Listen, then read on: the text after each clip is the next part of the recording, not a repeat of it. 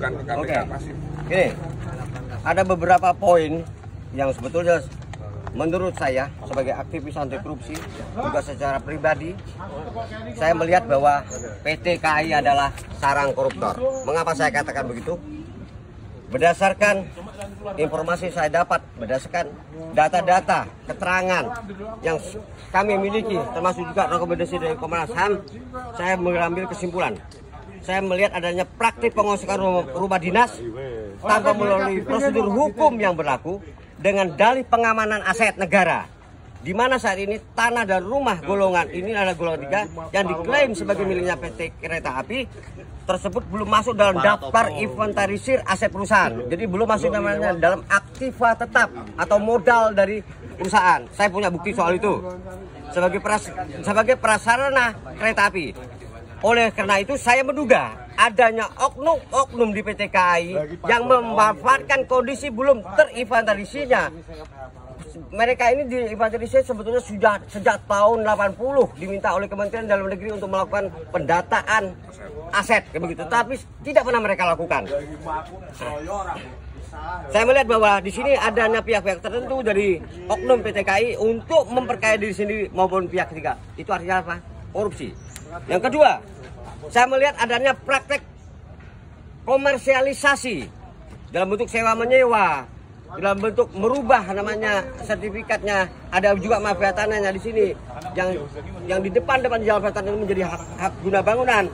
Kami melihat bahwa tanah itu sebetulnya adalah tanah negara sebagaimana dinyatakan oleh KPK di lingkungan komplek PJK Gergaji, Jalan Jogja, Kedung Jati, Veteran, Karyadi, Solo, dan Gundi, Semarang oleh oknum di PT KAI daerah Daop 4 dengan pihak ketiga atau mantan pegawai PJK adalah tindakan yang bertentangan dengan hukum dan mengandung unsur koruptif seperti merugikan keuangan negara. Ini adalah saya kutip dari pernyataan orang KPK pada waktu dibuat namanya rekomendasi dari pihak namanya Komnas HAM. Nah, karena alasan-alasan inilah maka saya bermaksud melaporkan kasus ini kepada KPK dan sudah saya laksanakan pada hari Senin kemarin tanggal 29 Juli 2004 dengan menyampaikan laporan informasi pengaduan masyarakat tentang dugaan TKP tindak pidana korupsi di lingkungan PT KAI Daop 4 Semarang. Laporan terkait dengan nomor informasi 100258. Jadi ada orang yang sudah melaporkan sebelum saya terkait dengan dua aset begitu. Kemudian di nomor yang 70983 berarti ada 3 orang yang sudah melaporkan perihal ini. Tetapi belum ada tindak lanjut dari KPK. Saya berharap KPK dalam waktu kemarin pada waktu saya melaporkan mereka mengatakan bahwa dalam waktu 20 hari akan ada jawaban kepada saya, dialamatkan pada saya, dan juga kemungkinan dalam waktu dekat di minggu-minggu depan KPK akan turun di Semarang. Oke. Terkait eksekusi yang KAI ini tanggapannya. Gini, saya pun sebagai aktivis anti korupsi, saya pun sebagai advokat. Kalau misalnya advokat yang namanya yang paham soal hukum, yang sudah berpengalaman soal hukum, kan begitu, tidak akan pernah melakukan namanya tindakan-tindakan pengosongan secara paksa tanpa adanya izin dari pengadilan negeri. Mereka melakukan somasi. Somasi itu hanya bisa terjadi pada kasus-kasus yang terkait dengan utang piutang. Tidak pernah dalam kasus seperti ini, ya jarang dilakukan. Somasi itu biasanya dilakukan oleh pihak-pihak bank. Tapi KAI mengklaim soal mengklaim mereka mempunyai sertifikat SHP, sertifikat pakai ada atau tidak itu masih debatable.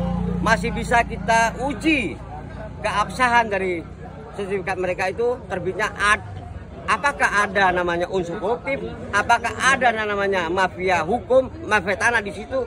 Dan dalam waktu dekat memang pihak kita akan melakukan namanya tindakan selain namanya gugatan perdata, juga bisa dilakukan namanya gugatan di TUN administrasi negara dalam waktu secepatnya. Jadi upaya hukumnya seperti ya itu untuk membatalkan sertifikat hak pakai tersebut yang dimiliki KAI itu. Ya, nanti akan kita gugat itu adalah pertama adalah di situ adalah Kementerian namanya Perhubungan.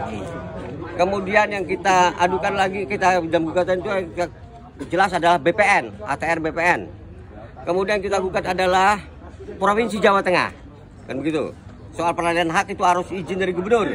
Kemudian yang kita gugat juga di situ adalah paling jelas adalah PT KAI. Kalau dalam laporan saya kepada KPK yang saya laporkan adalah dirut utama dari Perum KAI, dan kalau di sini wilayahnya Jawa Tengah adalah Kadaopnya. Saya berharap apa yang kita laporkan ini nanti menjadi semacam kotak Pandora untuk membongkar kasus-kasus korupsi terkait dengan kereta api. Karena saya melihat bahwa mumpung kereta api menjadi ini disoroti oleh KPK, KPK masih konsen pada kasus ini. Saya berharap mereka akan menuntaskan kasus ini. Dan saya menduga nilai kerugiannya akan fantastis kan begitu untuk ukuran kelas BUMN kan begitu. Terima kasih. Ya.